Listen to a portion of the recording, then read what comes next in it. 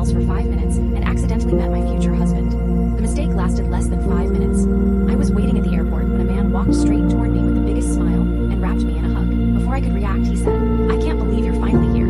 I pulled away, completely confused, until we both realized he'd mistaken me for someone else with the same red suitcase. We laughed so hard people started staring. I figured that would be the end of it, but our flights were delayed because of a storm, leaving us stranded in the terminal for hours. We ended up talking over bad airport coffee, complaining about canceled flights and sharing stories we'd probably never tell strangers again. When boarding was finally announced, we said goodbye without exchanging numbers. As I settled into my seat, I noticed something in my backpack that definitely wasn't mine. It was his passport, and my plane had already started moving. I handed him the passport, expecting that to be the end of our story, but instead he handed me the coffee with a grin.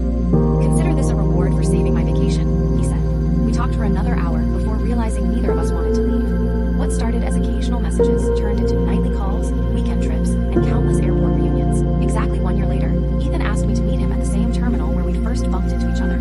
This time, there were no delays, no confusion, and no wrong suitcases. He walked toward me carrying the same red suitcase that had started everything. When he reached me, he knelt down, opened it, and inside was a ring resting on top of a note that read, "Still the best mistake I've ever made." I laughed through my tears before saying yes, proving that sometimes the wrong person at the right moment is exactly who you're meant to find. My heart nearly stopped. The boarding door had already closed, and there was no way to get off the plane. I opened the passport, hoping to find a phone number tucked inside, but there was nothing except his name, Ethan Carter, and an old family photo.